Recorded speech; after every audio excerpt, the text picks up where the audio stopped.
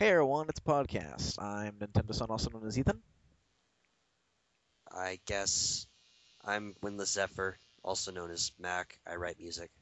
Anyway, And today we have someone else instead of Agidius, aka Marcus. should say we have a special guest, because we have a special We guest. have a special guest. We have someone who's more talented than us in the art department. Yeah, that, by a long shot. So yeah, you can introduce yourself. Pretty much username and regular name. Okay, so I'm the guest. My name is Bodo, and it's also the cow. Duh, And cow. my actual name is Darnell, and I will be talking with these two chuckleheads tonight. Sweet. Yep. Yay. Yay.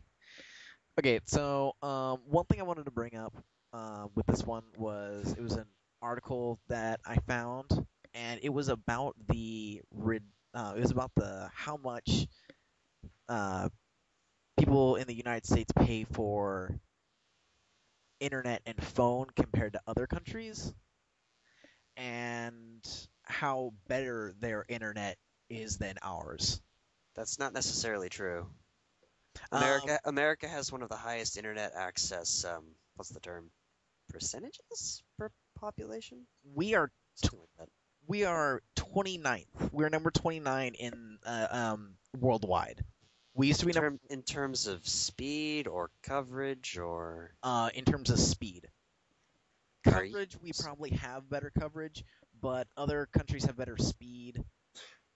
And because let's see, it's a I want to say it's a 10% better upload speed and a 20% better download speed. Well, hmm. a lot of other countries aren't as big as America. Yeah, but we pay 4 times more than France in TV and in internet and phone bill wise. Is that because we're a capitalist society and we're out there to make money and no other reason? That's a joke. That's not true at all. Probably so, because one of the things is AT&T is actually it was bigger, but because of monopoly, it was broken down. So when it was broken down, it became AT&T and Verizon. So it's not like there's too big of difference, and because we have this whole there's no such thing as a large monopoly. Well, there's no such thing as a monopoly, but the fact is, even when it comes to our candidates for president, you pretty much only have two to three choices, because everything else is larger, because they're larger in scale compared to everything else. I'm not quite sure what you're getting at by pointing that out, but okay. Okay, so you know how how there's Democrats and Republicans, but we still have like uh, what is it, a communist party. Fully aware, yes. We still have those, but the thing is, they're not covered as much. People don't know about it as much, and therefore just won't get it. So when it comes to phone, because there's these larger corporations, they're known, so therefore they'll have it so you pay whatever they say. So it's almost like a monopoly without one ever existing. It's like a monopoly where instead of just one company that controls everything, there are two companies and they're It's competing with each other two in a different. way that one, lowers the price, the other lowers their price, the other lowers their price, that kind of thing, But or continually raises it back and forth. yeah, but the numbers are just You do know that ridiculously small. AT&T and Verizon aren't the only ones out there, right? Yeah, I know. You still have like Sprint and stuff like that, but I'm saying that AT&T and Verizon are the same company, because when AT&T was broken up, it was broken up into those two corporations. That doesn't make them the same, though. That just means they have the same fundamental roots. Yeah. Which I'm surprised AT&T isn't doing better for its phone company, seeing that it's American Telephone and Telegraph. So it's been around longer. Shouldn't it do better? That makes sense. Um, by that same logic, Ford would be kicking ass in the world car department forever. Ford is an American brand, though. Ford is an American brand, We don't really care for our cars. We just make them. but it's the oldest car company. By that would be the case. Also another weird thing, it was earlier this week or earlier last week, seeing that we missed last week's podcast, there is now a liger. A liger. A liger. Liger. What? It's a liger and a lion baby. I'm just sitting here blinking at my monitor. What? It's What? It's a liger and a lion cub. That was a very dramatic turn. So of it's conversation. it's pretty much just a hybrid that's 3/4 lion and 1/4 tiger now. Yeah, pretty much. So they got a second generation hybridized animal. Yeah. Okay. Wow. And people Genetic say modification FTW. people say that evolution is not a thing. The ligers prove you wrong. No? Yeah. Ligers aren't an example of evolution. Evolution takes millions of years. Possibly even more. Nah. No. Okay. So what you get when you cross two species together, what you get is actually hybrid vigor.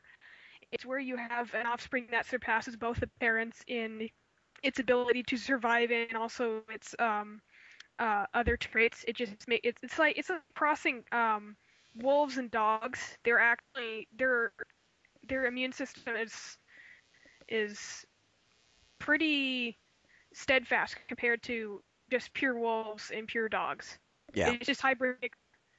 They're crossing two species. That does not nullify the claim of evolution. Nah. I find it evolution-wise, but yeah, pretty much what you're saying is it's almost like the same thing with humans, that if you pretty much two people that have really high, not really high, have a low cancer rate in their family, they're going to be doing better than others would, so their children will be. No, that's just genetic things.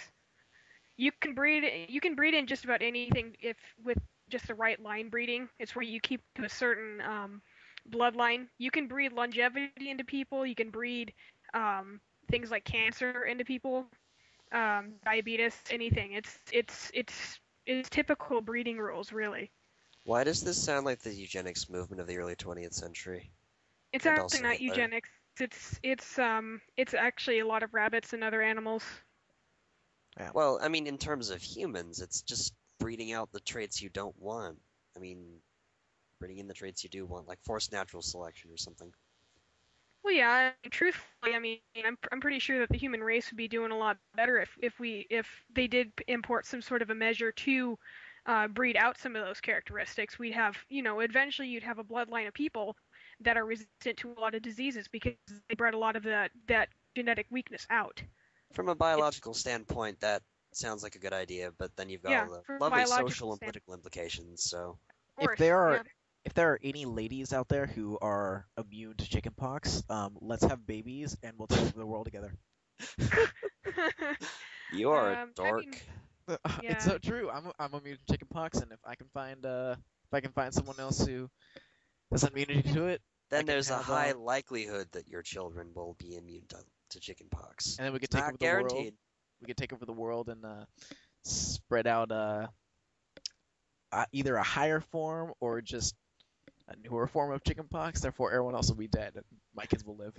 And then by the time that would happen, chickenpox would have evolved to have a new strain that would, infect you and kill you. Yeah. Yeah, because you do know that your genetics also have a part in order to on your passability of your genes.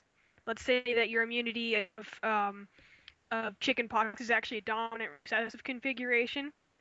Well, that means that if your chickenpox immunity is actually a dominant trait, then only 50% of your kids will be immune to it. The rest of them will be able to succumb to the disease. Forget those kids then. What? Oh wow, Ethan. Then again, I never plan on having kids ever, so. Oh, that's what you everyone just says, gave an open invitation to females who are immune to chickenpox to have sex with you, to have children, and yet you don't want to have children. They can have the kids. I do not want to do anything with them. Oh. they're still gonna be yours. just- I mean, Ethan, you It's just still- started digging yourself a grave. yeah, Awesome. you're still gonna have your genetics. So just because you don't stick around and help with housemaking does not mean that you're still not their parent. I'll pay whatever the hell it's called. Child support. Child support. Yeah, that thing. I'll pay that. And I'll stay away. Ethan, Darnell, is he joking? I can't tell. I think he needs to stop talking. Yeah. Yeah, I feel like Shut up he's... and go to a different topic, please. Okay. Yeah. A different topic. Does anyone have one? There are plenty of topics. There are. There are. Like what? Food. We can go. Anyone have some food? I'm hungry. Oh, dude, I'm really hungry right now. I mean, I kind of ate a little bit just recently, but there's this amazing cupcake place here in Walla Walla, and I really want to eat there. They have bacon cupcakes and You completely lost me at bacon. I don't eat bacon, remember? okay, you don't eat bacon. Okay, well, do I you like don't. watermelon? Yes. They have watermelon cupcakes, so the frosting is the pink of watermelon, but the cupcake itself is green, and the frosting tastes like watermelon. It's cool. If I I like wanted to have- watermelon. I don't like watermelon flavor. I don't know. It's pretty accurate to watermelon. If I wanted to have if I wanted to have a cupcake that tasted like watermelon, I would just have watermelon. Yeah, I prefer my cupcakes being sugary and artery clogging. honestly, I'm not a big fan of cupcakes anyway. Yeah. I like cupcakes. I just heard most of the human race, I don't know, freaking out. Someone doesn't like cupcakes? Oh my god. Yep, the internet's now gonna go after you and kill you. The internet is made of cupcakes and kittens. So Same guy who doesn't like bacon. yeah, you also don't like bacon. Or cake. I don't like cake. You don't like cake. No. Oh, that sucks. I am just weird when it comes to food. No, it's understandable. A lot of people surprisingly don't like bacon. So Surprising. We're gonna have a bacon shortage. Did you guys hear? yeah, they're cutting back bacon. I totally forgot about that. Yeah, because nobody's gonna be out putting as many pigs to slaughter. Yeah. Why am I not surprised? Honestly, I'm not bothered by it. I mean, I eat bacon, but I don't eat so much bacon that I'm gonna be affected by it. Because of a corn shortage Yep. Corn. and Corn soybean shortage. Wow. I really need to switch to growing wheat, not no, not even wheat. Oh, what was it? There was a certain crop that was better for everything than corn. Soybeans, Freaking soybeans. I don't No. like soy. barley. No, actually, what I'm thinking of is, oh gosh, it was native to, I want to say Argentina, something like that. Some kind of grain that's actually high in protein and fiber, and carbohydrates, Yeah, and can survive in almost any environment. this is our podcast. We talk about really nerdy things. Nerdy things. We talk about anything. Yeah, pretty much.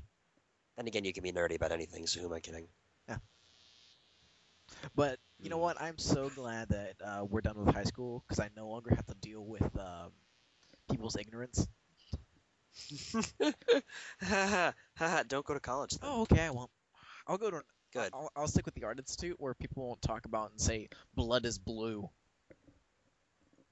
People who say that blood is blue and that it doesn't turn red until it hits oxygen outside the body. I am sick and tired of that.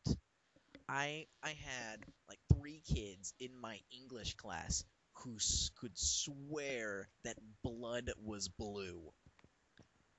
Blood is blue sometimes. It can be a dark red, but it can't be blue itself. It depends on the animal it comes from. But the reason why blood is red is because of the iron in it. So that's the reason why your blood is red.